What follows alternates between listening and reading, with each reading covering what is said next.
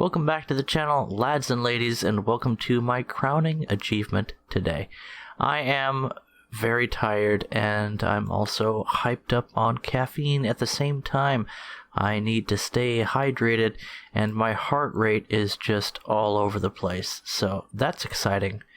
But that has little to do with what I'm about to share with you today, other than Are you viewing this? This is just gorgeous. Who made this custom camouflage? I really like it. Oh, was it me?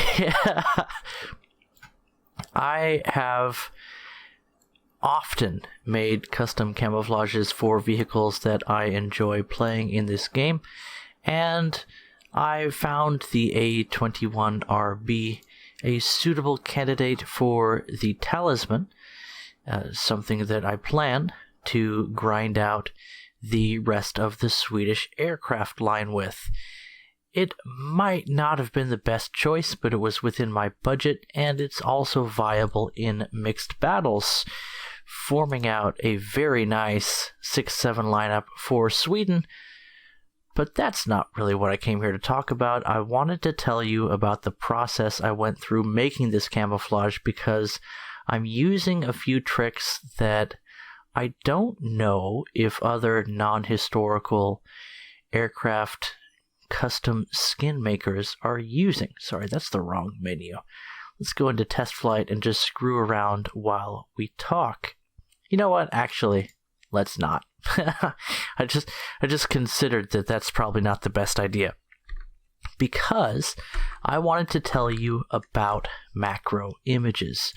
So I did a macro image search for a maple leaf, and I used this as a texture on the aircraft. You can look at the cool veins and things that are in these leaves, and this is the texture that I chose. Do you recognize something now? That's not what I wanted. Here we go. See?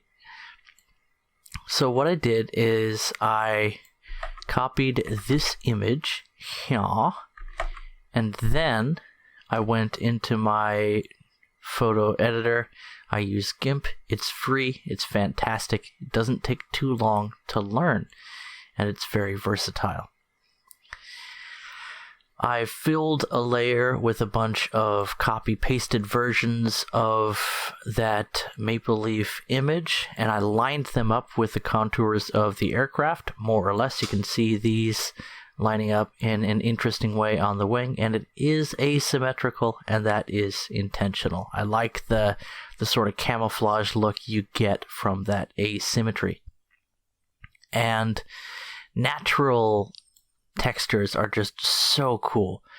Skin textures, fur patterns, macro images of a leaf, plant cells, all these things are really, really neat. And they just turn out so nicely as something to break up solid colors. So that's an incredibly easy way that takes no drawing to make a very nice custom camo. And you can see that what I did is I pulled all the dark colors and put them in a layer, and I actually colorized them to black and white with a fairly dark pattern. You can see some of that here on the worn sections of the wing, and below all of the leaf pattern, that's what's going on. And then for the leaf pattern itself, I made a new layer.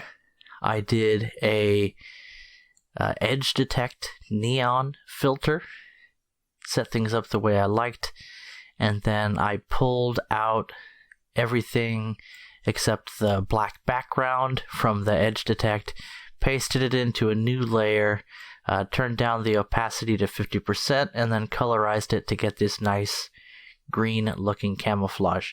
And that's pretty much how I made this custom camo, with pulling a few more colors to turn the Swedish emblems to red, and then deleting a few areas to keep the standard look of the tires and accessories and such.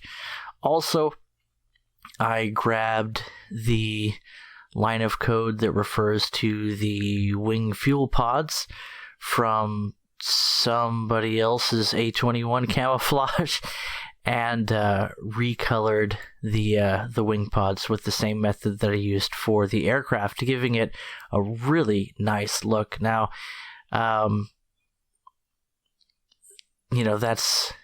one of those things that you can do with the War Thunder asset viewer, finding that line of code and then exporting the color map and recoloring it, but I'm not able to use the War Thunder asset viewer. It just crashes on me. So I pulled it from somebody else's custom camouflage and, of course, completely reworked it. Who is he? Let's go ahead and find that guy on Live.War Thunder so I can mention. So here's mine. Beautiful. Close. Thank you. And we're looking for hashtag A21RB. And here he is, right here. Vota Piedra. So you can see that he recolored his wing fuel pods. They're normally a sort of the similar color to the upper fuselage here. And so I knew I could pull that reference from his file. So, collaboration without asking. You can see that, I changed it up so much, it's not like I'm really using his resources. See, he pulled it from the asset viewer. Anyway, I'm just really happy with this. I'm looking forward to using it in more custom battles, and the point of this video is for those of you that make custom camouflages, if you're into the non-historical stuff, might I recommend doing a little bit of layering with cool textures like this. I'd love to see what other people come up with, and I just think it's really neat, and it's also super easy once you get a feel for how to line up your little cut snippets from your macro texture. Anyway, catch you guys in the next video. Bye-bye!